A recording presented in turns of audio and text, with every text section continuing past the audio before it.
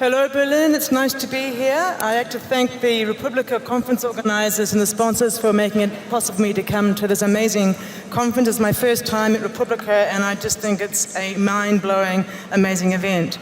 So I am based in Sydney. I'm an Australian copyright policy lawyer that works for the Australian school sector and the Australian vocational education sector. And part of my job obviously is dealing with copyright issues to do with education, of which open education is an increasingly important part when we're trying to harness ICT as a means of actually delivering great educational outcomes. But I'm not going to talk about copyright today. I may mention it a bit slightly, so you don't have to run from the room screaming yet. But what I'm going to talk to you about today is about Peer-to-Peer University, which I'm one of the co-founders of, which was started back in 2009 with 9 people seeing what we could do on the web, trying to create sort of an open online social learning experiment. And to our surprise, by running 9 pilot programs, we found that there was an incredible desire by people to harness any opportunity for education. And since then, we've probably, run over 550 courses. So I'm going to just start with a really startling kind of projection that's from Sir John Daniel, who is the President and CEO of the Commonwealth of Learning. And if you look at this, it's pretty, nearly 1/3 of the world's population is under 15. Today there are 158 million people enrolled in tertiary education. Projections suggest that participation will peak at 263 million in 2025. So basically, to accommodate the extra 105 million students, we need to build 4 major universities every week for the next 15 years. That is pretty startling, and there's just absolutely no way we can meet the current demand for high quality education by building brick and mortar. So what we need to do is try and harness the power of the internet and people, because you need people, not just the internet, to create online open communities and work out ways that we can get people to participate and get access to great education and great learning. So we have a little bit of a triangle here. We have a bit of a problem because the cost and access is huge. I'm one of the last, I come from New Zealand originally, you can probably tell from my accent. But I'm one of the last generation that got a free university education in New Zealand.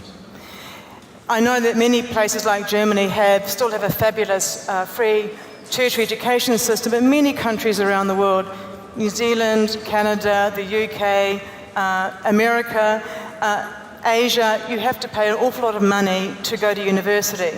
And the usual way of doing it is through a student loan. So this is a kind of problem. And also, people in developing countries and transitional economies, they're not going to have the same opportunities to go to Princeton or Harvard or the Free University of Humboldt or London School of Economics. So, it's very important to try and figure out ways that we can get a little bit more equity into education, because it's life-changing for people.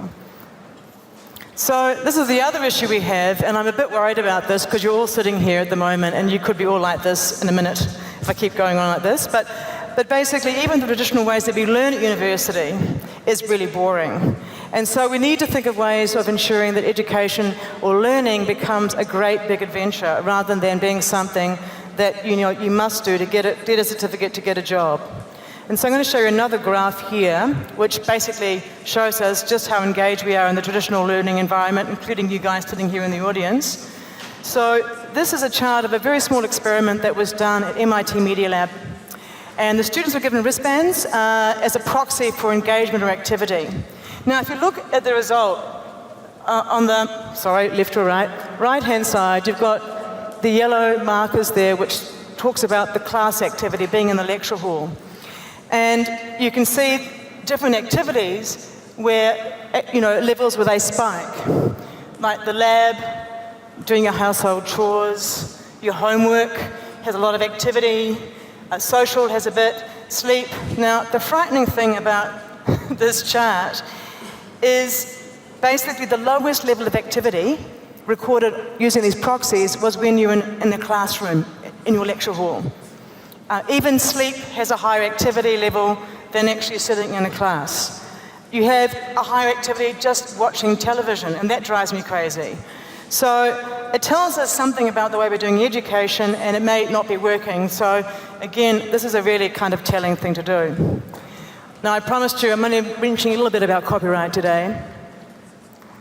So copyright does impede access, remixing, sharing knowledge of culture. And so it's a really big obstacle in education, particularly open online education. The internet's changed everything, provides huge opportunities to give millions of people around the world access to education for no or very, very low costs. But we just simply can't copy and communicate other people's material, even if it's freely available on the internet. We have to obey the law. We have to either get permission from the copyright owner, or we have to rely on free use exceptions, and they differ from country to country to country.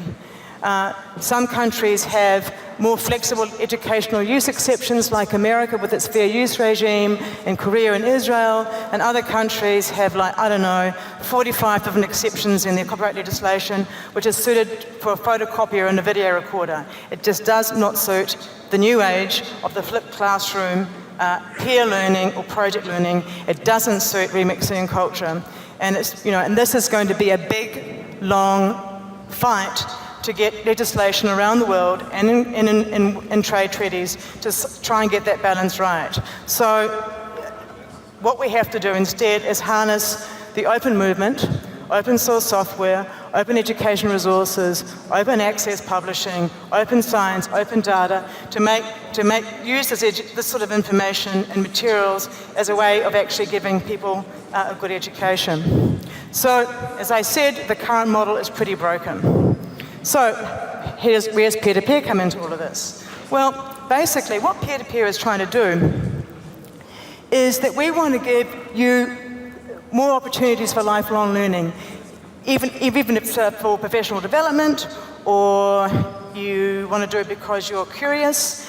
So what we want to do is help make education more accessible, open, and creative. So we want to do basically 4 things.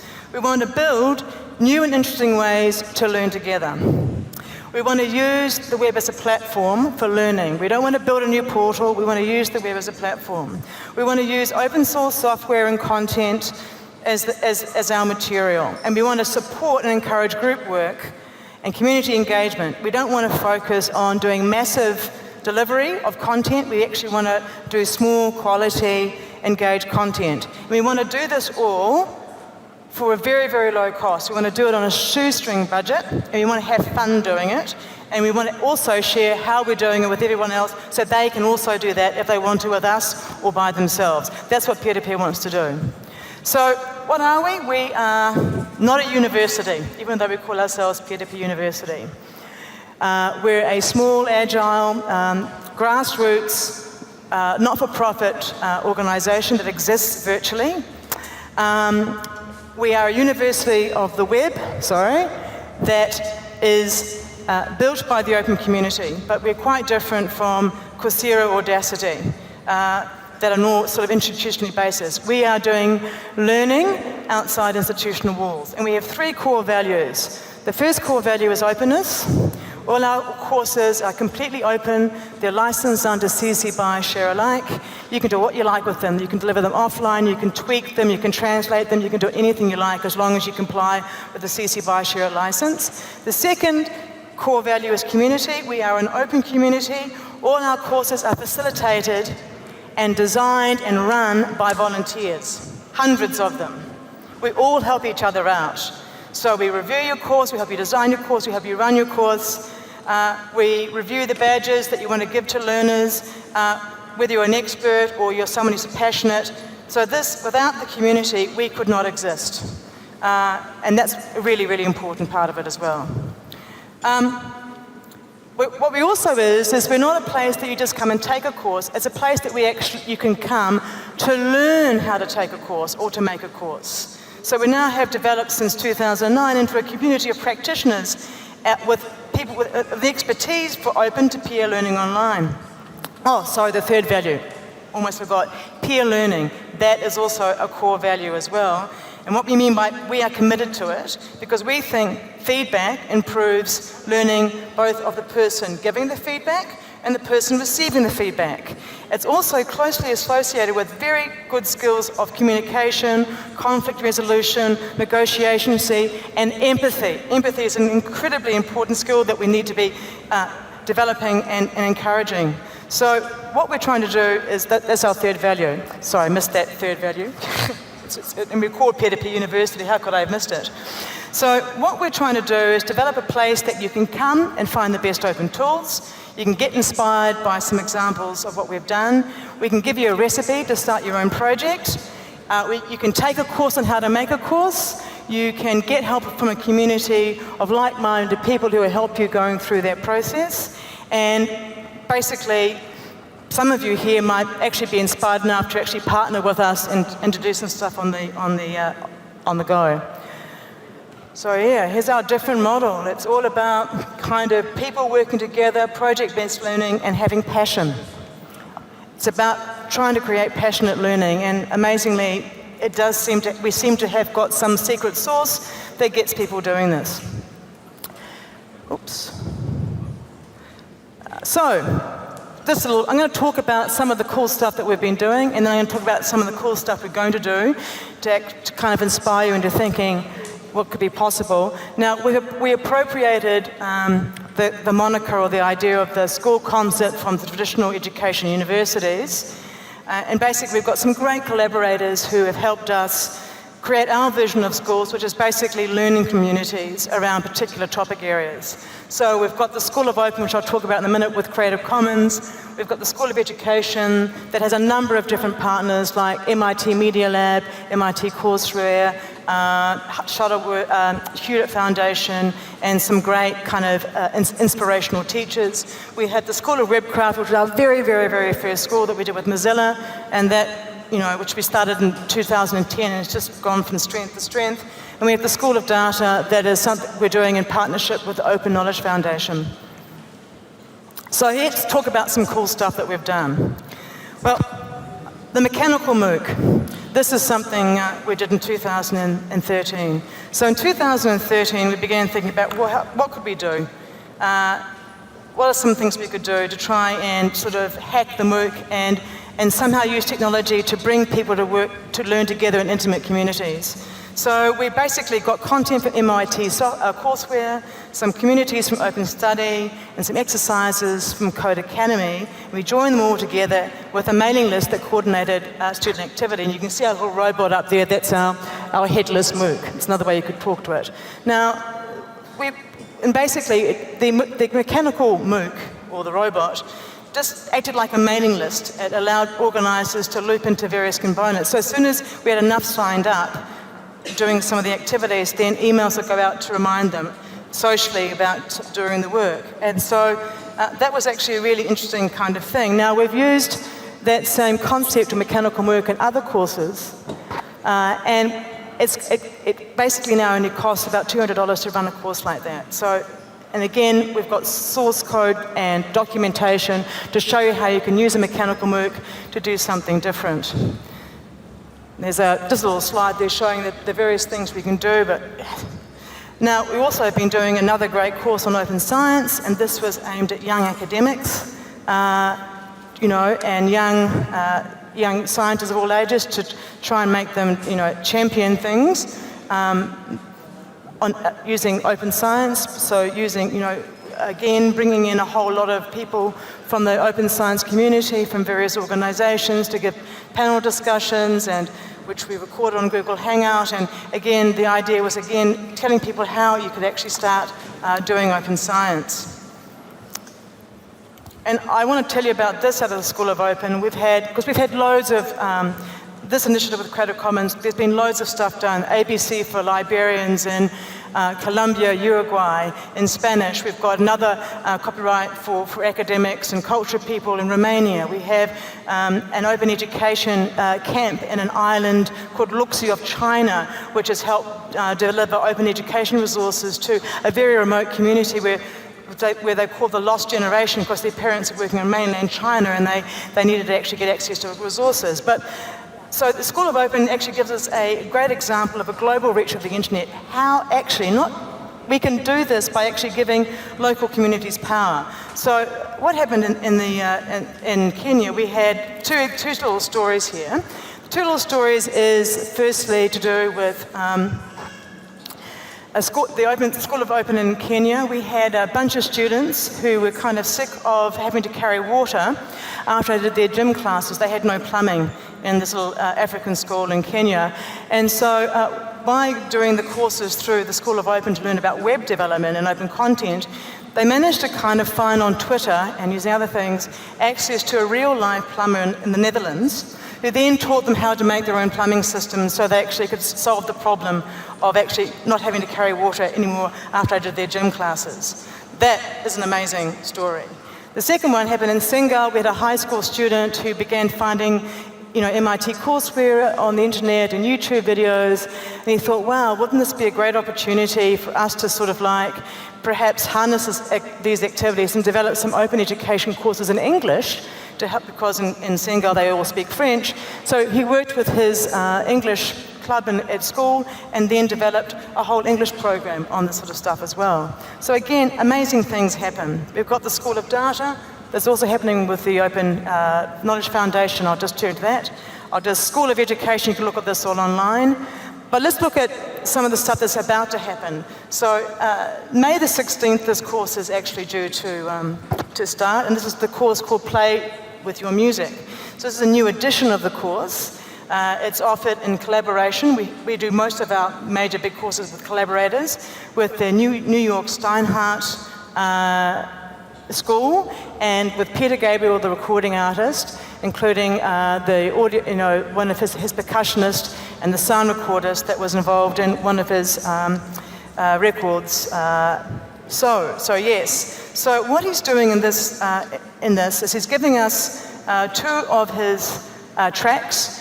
Sledgehammer is one track he's giving us, and the other one is In Your Eyes. And basically, anyone with any musical ability can come and do this course, and you'll learn to use, to mix your own songs using the latest tools on the web. You'll also have some access to experts who are on songwriting and audio FX techniques, and you'll also be able to share this on SoundCloud. So this is an amazing collaboration between the New York Steinhardt School and PeertoPeer University, and so that is something I encourage you to have a look at online now. Play with your own music. It's with Peter Gabriel. Starts on May the 16th, and sign-ups are right now. The next thing I'll talk to you about is the School of Internet of Things. This is another new school which is probably going to launch sometime in 2010. So the Internet of Things is a new landscape where our daily objects and environments are connected to the internet. So we think this offers some really interesting opportunities to discover our world in a different way. So we're going to start developing some courses that's going to introduce you to the new technology of Internet of Things. And we're going to give you specific tools to analyze, design, and make your own Internet of Things project. So it's not just about making it. A huge part of this course is actually getting you to work with others to design your own items, but get others to analyze it before you actually then decide to make it. So that's another exciting project as well. And of course, we're rebooting our School of Webcraft 2.0. This is very exciting. So this is going to be dedicated to helping those who know to code to teach it to other people. When we started the School of Webcraft, we were teaching people to code. Now we're going to the next level, which is teaching people to teach others how to code. And this is our School of Webcraft 2.0. And I think this is going to be great, and this is launching on May the 12th. You're going to have 30 to 40 mentors helping people learn how to teach web development, weekly hangouts, Twitter. Learners are going to be encouraged to make weekly makes, which are going to be used for teaching kits for others. And again, this is all done by volunteers. So I'll just stop there and just invite everyone in the audience. We really want to invite anyone to come and to play and learn and experiment with us. It's free, it's open, it's inclusive, it's a sandpit. You're welcome to come and experiment your learning or develop your own project.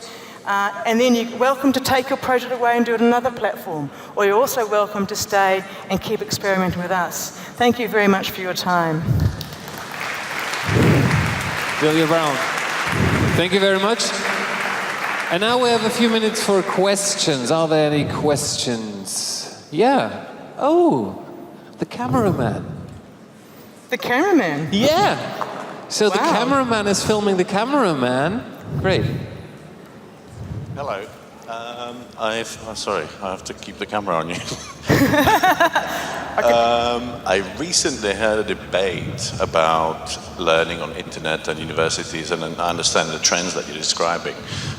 One of the things that I didn't quite get, and I couldn't, unfortunately, listen to you all the time, so I'm not sure, maybe you said something about it. I wonder, in universities, when you have seminar groups, as the cutbacks in education, or as more universities have been created and understaffed, the classes have gotten bigger, and one of the big complaints is that there isn't enough one-to-one interaction with the students. Do you have any ideas how you could apply a better way of interacting on an individual level with your students, or do you think there's a big danger that the trend of online universities is going to create another tier of university levels where you have the elites, and then there'll be a second elite in stone universities, and then the online will become something for the poor, basically? That's a big question. Look, universities, they are struggling at the moment, and I think you've got they're struggling in the sense that, do you actually get value from having a traditional university education? Now, obviously you do if you're doing things like law or medicine or architecture or something that's professional there, but I think the problem we've got is the cutbacks of universities, funding. You might sort of find that some aren't going to survive in the next 20 years. You might see a reduction of universities, and that may not be good for us either. We try and work alongside universities. We don't see ourselves as competitors. We also are trying to do things in a cheap way that universities aren't so rich may be able to adapt and play with us in the same area. But look, there is a danger of universities becoming too elitist and only for the few, and so maybe we do need to start exploring things like Peer-to-Peer University or things like Wiki University, where people can get access to different professional development. It's a really dangerous time, I think, for education. Any more questions, perhaps? No, I don't think so. So, thank you very much. Thank you, Berlin.